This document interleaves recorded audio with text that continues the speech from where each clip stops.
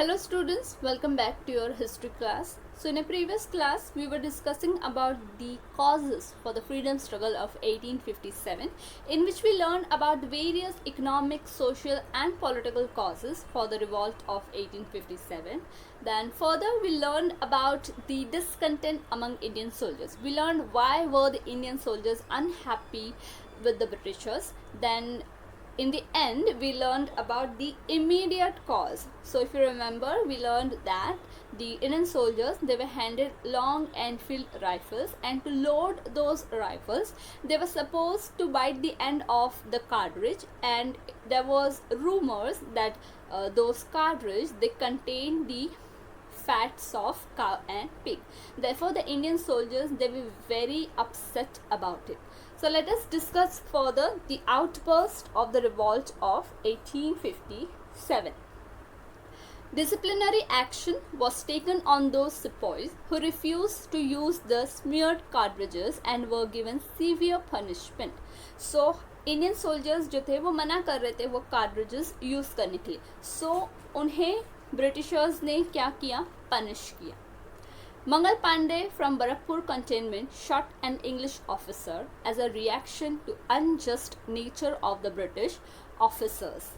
So Mangal Pandey जो कि बरकपुर containment से थे, बरकपुर वेस्ट बंगाल में है, उन्हें इतना गुस्सा आया कि ये लोगों की कैसी ज़बरदस्ती है कि हमें नहीं यूज़ करना है, हमारे रिलीजियस सेंटिमेंट्स हर्ट हो रहे हैं तो भी यूज़ करने बोल रहे हैं. एंड जब वो लोग रिफ्यूज़ कर रहे तो उन्हें बहुत सीवियरली पनिशमेंट दे रहे थे.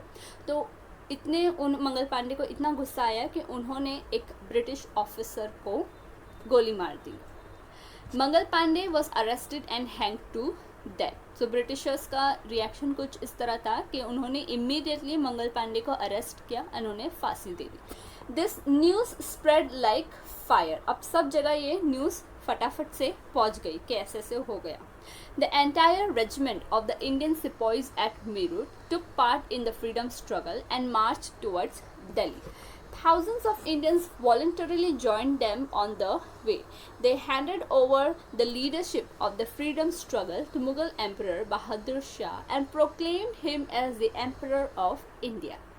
So, जो इंडियन सोल्जर्स थे मीरूट में, मीरूट उत्तर प्रदेश में पड़ता है, वो लोगों ने क्या किए, वो लोग दिल्ली की तरफ जाने लगे और उनको थाउजेंड्स ऑफ इंडियन सोल्जर्स ने, even Indian soldiers, Indian common people ने ज्वाइन किया. अब सारे लोग दिल्ली की तरफ क्यों जा रहे थे?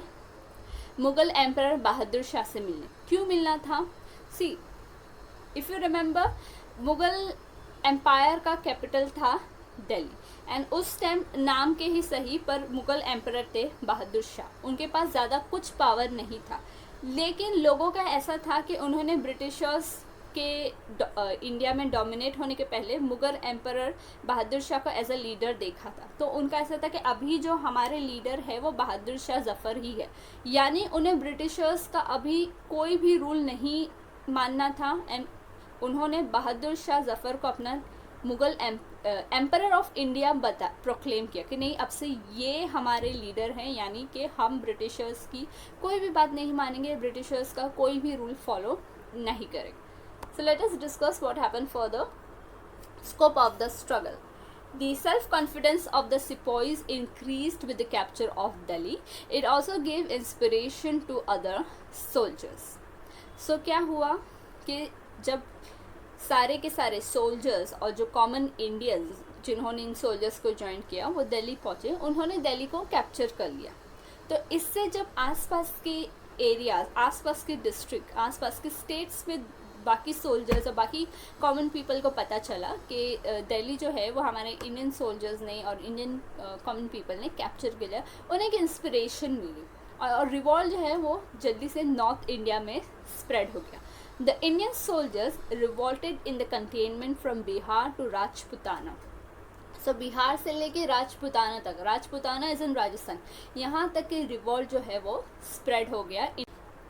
The revolt spread in Lucknow, Allahabad, Kanpur, Banaras, Bareilly and Jhansi.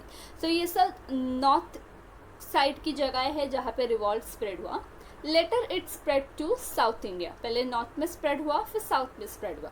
In the revolt, Chhatrapati Pratap Singh of Satara and his officer Rango Bapuji, Chimma Sahib of Kolhapur, Bala Sahib Bhave of Nargund, Bhagoji Naik of Ahmednagar were in the forefront. Royal Queens of Pate, Surgana from Nashik district also participated in the struggle. So हमारे south side में छत्रपति प्रताप सिंह, उनके officer रंगो बापू जी, चिम्मा साहेब, बाला साहेब और भागोजी नाइक, ये जो थे ये आगे थे. Then royal queens of Peth, Surgana Nashik district, ये लोग भी थे रिवॉल्ट में आगे. In 1857, under the leadership of Kajar Singh, the Bhils revolted, whereas Shankar Shah led the revolt in Satpura region. 400 female Bhils participated in the revolt at Khandesh. So भिल एक tribal community है. सो काजर सिंह की leadership के अंदर भिल्स ने revolt किया और सातपुरा में शंकर शाह ने रिवॉल्ट को लीड किया और 400 भिल वुमेन्स ने खानदेश में रिवॉल्ट किया. खानदेश ना मध्य प्रदेश एंड महाराष्ट्र के बीच में एक रीजन पड़ता है, जैसे कि जलगांव, धुले, ये सब कुछ खानदेश साइड पड़ता है. तो इन सारे लीडर्स ने इन सारी जगहों पर रिवॉल्ट को लीड किया. Struggle of the leadership during the 18th century, after the weakening of the Mughal Empire, invaders like Nadir Shah Abdali attacked India. The Marathas understood that Mughal Empire cannot react to these foreign invasions and took up the responsibility of safeguarding India.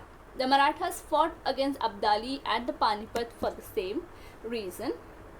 In the freedom struggle of 1857, the descendant of Mughals, Bahadur Shah, was incapable of fighting against the British.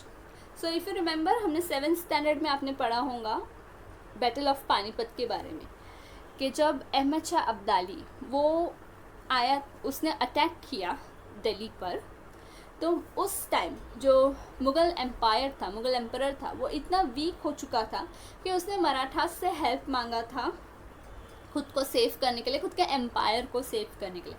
And उस time Marathas जो थे वो काफ़ी powerful हो चुके थे. तो Mughal empire जो था वो काफ़ी वीक हो चुका था. इसीलिए बहादुर शाह जो थे, जो मुग़ल उस टाइम मुग़ल एम्परर थे, उनमें भी इतनी कैपेबिलिटी नहीं थी कि वो ब्रिटिश के अगेंस्ट फाइट कर चुके. Understanding the condition, Nana Sahib Peshwa, Rani Lakshmibai of Jhansi and Tatya Tope took up the charge of the freedom struggle of 1857. इसीलिए नाना साहेब पेशवा, रानी लक्ष्मीबाई और तात्या टोपे, इन्हें जो एक लीडरशिप ली अपने हाथ में कि हम इस फ्रीडम स्ट्रगल को लीड करेंगे.